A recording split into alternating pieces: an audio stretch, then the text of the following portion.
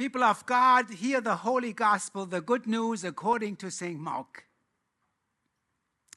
Jesus said, in those days, after that suffering, the sun will be darkened and the moon will not give its light. And the stars will be falling from heaven, and the powers in the heavens will be shaken.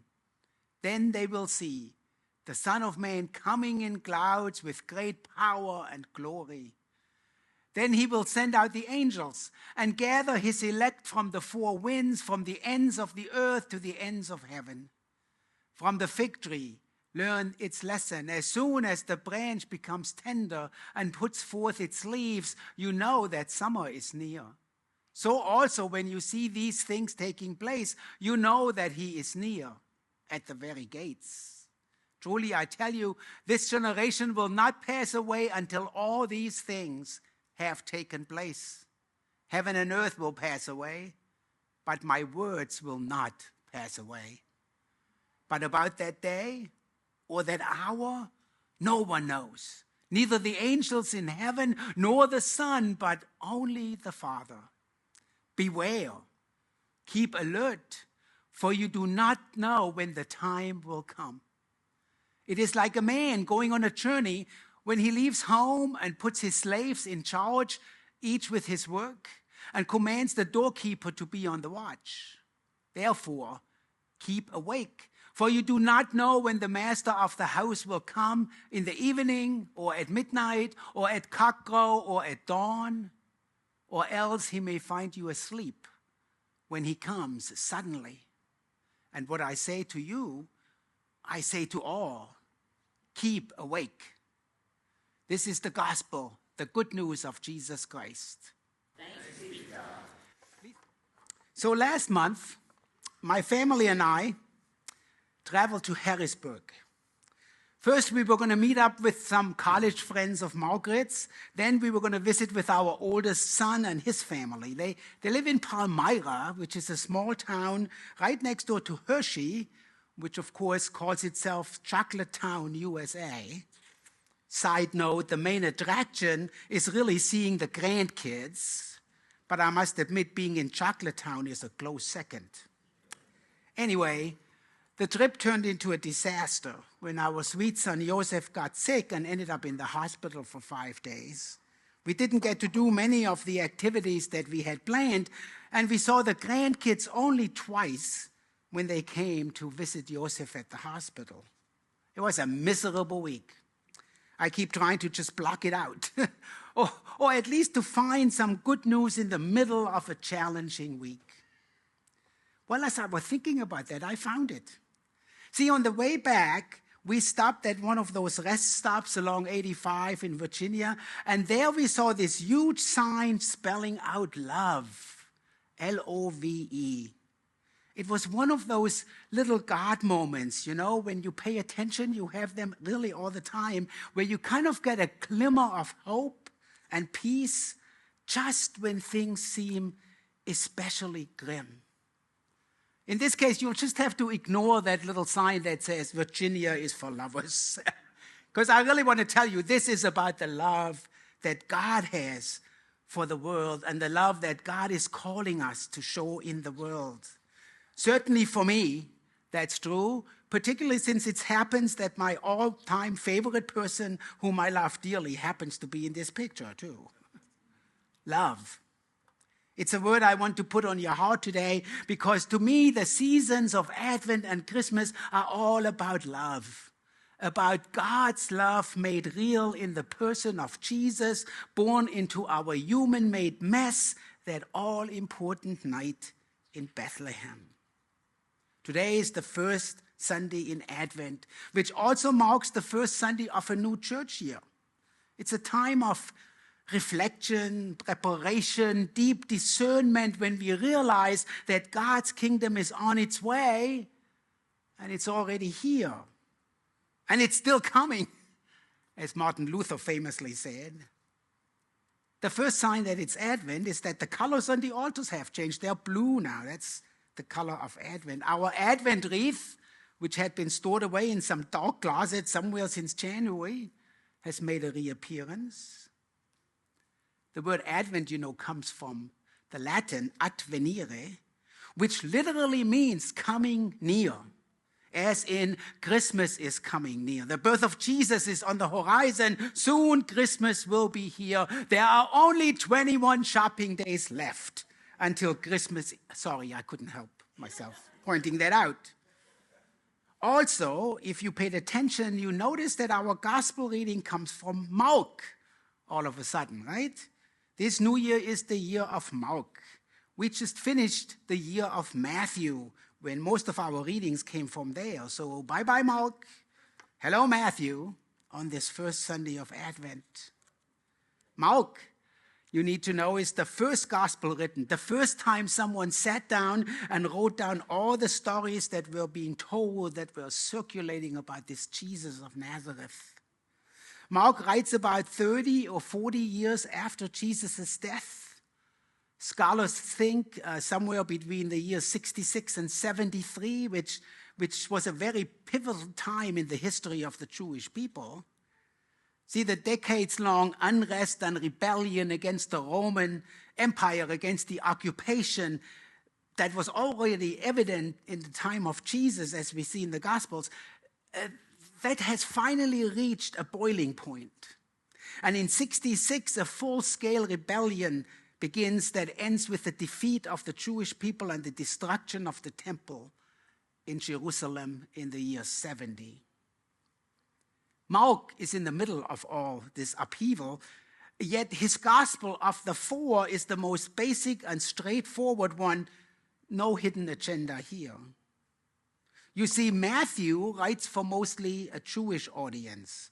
Some years later, when Judaism and Christianity are in open competition and about to separate into distinct religions. Luke has a kind of a healing focus, a focus on the miracles. No wonder we think Luke was a physician, probably. And John, well, John, he's a whole different story. Because John, which was the last gospel written around the turn of the century, clearly has a distinct Christological theology that wants to convince you that Jesus is the Son of God, a claim that Jesus himself probably never made. But John reflects the Pauline teachings developing in the early church more than actual historical events. For John, it's not retelling the story, it's interpreting the story and making sense of it. But Mark just wants to tell the story straightforward, no embellishment. That's important to him because the generation that knew and experienced Jesus personally is about to pass on. Mark, and we're actually not sure who exactly this Mark was, knows that the oral history of the first generation will be lost unless he creates a written account of it. In this way, the Gospel of Mark marks the passing of the torch, so to speak, to the next generation to preserve the story. So Advent for the world may well be the season of shopping and decorating and baking and going nuts with Christmas preparations. But for us in the church, it is a time of hope, of expectation, of preparation, and of reflection. Which begs the question, why on God's green earth is Jesus talking about the end times on a Sunday when we are supposed to start a new season of hope? What's all this talk about that day and that hour when the whole world will come to an end and the moon falls into the earth and all that cosmic upheaval, all that disaster? What are we to make of Jesus' apocalyptic teachings today? Why do we start at the end, at the second coming when we're beginning a new church year? Well, to unpack these questions a bit, it's helpful to start with a look at the church year itself. You know, at all those other seasons that will come around again now that Advent starts a new year. The first half of the cycle follows the story of Jesus as told in the Gospels. Advent, the pregnant Mary visits her cousin, who is with child also, in this case, the person that will become John the Baptist. Then Christmas, celebration of the birth of Jesus, the manger, the stars, the three wise men. That's Epiphany, when the light has come into the world and now becomes manifest, visible, leading those three wise men from to the manger. Lent, when we follow Jesus' journey to Jerusalem, witness his triumphal entry into the city, arrive at the monumental 3 days that bring betrayal and suffering and death on the cross. Easter, the glorious celebration of Jesus' resurrection and of new life, a life-changing event that is so determinal for our faith that we celebrate it every Sunday, regardless of which season we are in. Finally, Pentecost, the coming of the Holy Spirit, the beginning of the church, which ushers in the second half of the church year. Ordinary time, as some call it, or the season of the church, as others say. It's the long green season when we reflect how Jesus' life, death, and resurrection change our lives in the here and now. And then the church year ends with Christ the King Sunday, kind of our day, that we just celebrated last week. And now we start all over again. So the church year, you could say, is circular rather than linear. It reflects, I think, the fact that for God, keeping time is very different than for us humans. You know, we think of time as linear, right? As moving forward, as chronological. That very word comes from the Greek word for time, chronos. But for God, time is also a kairos time. That's the other Greek word for time. And kairos means that the time is right, that there is an opportune moment, that there is a right time for God to act and to save. Well, maybe in this light, it's a little less surprising that we start at the end today as we begin a new cycle of hearing and reading about Jesus' life and ministry.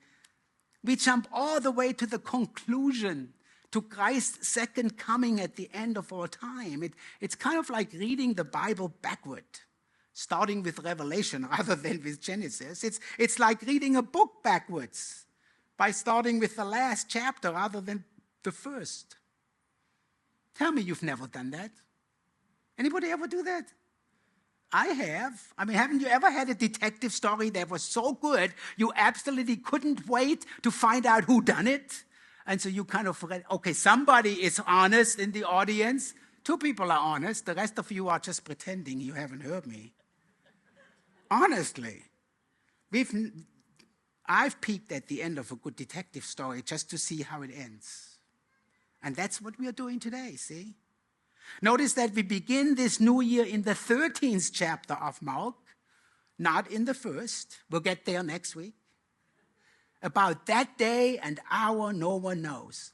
Jesus tells us right away. Neither the angels of heaven nor the Son, but only the Father knows, Jesus says. Of course, that hasn't kept generations of religious leaders and quack scientists from announcing that they had discovered when that day would come. Including, full disclosure, our own Martin Luther, who once said that the end of the world would come no later than the year 1600. One of the more recent predictions came from a guy by the name of Roland Wineland, a minister in a Christian sect called the Worldwide Church of God, who said Jesus would return on June 9th, 2019. June 9th was a Sunday, Pentecost Sunday. In fact, I remember that day. I was in church with many of you, pre-pandemic. Aren't we measuring anything now between pre-pandemic and post-pandemic? It was our last Pentecost, pre-pandemic, and 300 or 400 of us were marching around with red balloons, saying prayers and letting the balloons go. Do you remember that? That was June 9th, 2019. And if Jesus came back that day, riding on the clouds and ushering in the end of the world, well, we totally missed it. Of course, that same guy, that Roland guy, made the same predictions for 2011. You see it there? And 2012 and 2013 and 2018 too. Why anyone would still listen to him is a mystery to me. But in fact, according to Wikipedia, my favorite source of theological knowledge, Polls conducted around 20 countries found that 14% of people believe the world will end in their lifetime, with percentages ranging from 6% of people in France to 22% of people in the United States. In other words, almost a fourth of Americans think the apocalypse will be upon us within the next few years. And the fact is, if you Google doomsday predictions, you get a list of hundreds of end-of-the-world predictions going back to the first century. And of course, all of those predictions turned out to be wrong, because as of right this moment, the world is still here. Thank you very much. But maybe I shouldn't be so careless. Truth is, with climate change accelerating, we may well see the end of the world as we know it sooner rather than later, unless we are able to make some significant changes.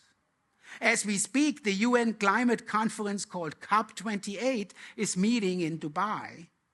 It'll wrap up on Tuesday, December the 12th, and I pray that the world's leaders will find ways to significantly reduce harmful emissions before it is too late.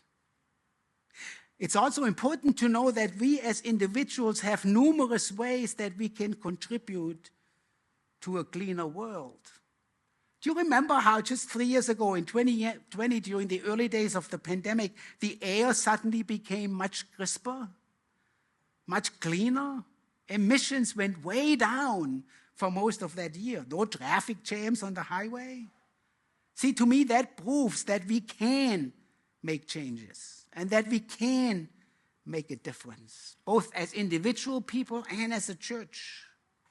That's why I'm so thrilled that the newly installed solar panels above our heads are now operational, and in the first couple of months have already reduced CO2 emissions equivalent to planting more than 700 trees.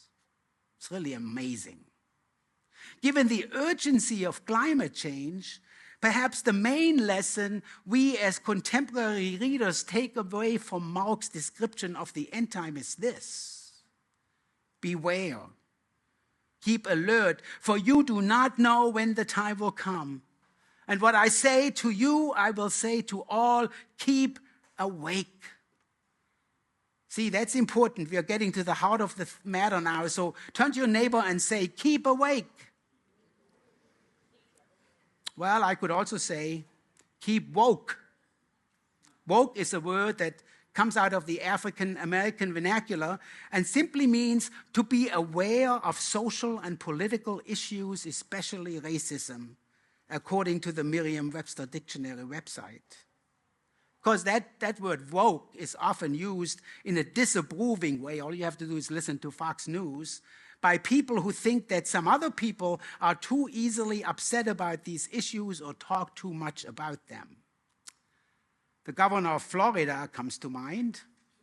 He's especially enamored with the word in a negative sense, of course. He keeps talking about the woke radical left, as if it was a bad thing to be aware of social inequality and oppressive systems. I know, I'm wading into political waters now. I'll probably get some phone calls after this and get myself in trouble. But guess what? If I have a choice between Ron DeSantis and Jesus, well, I go with Jesus any day.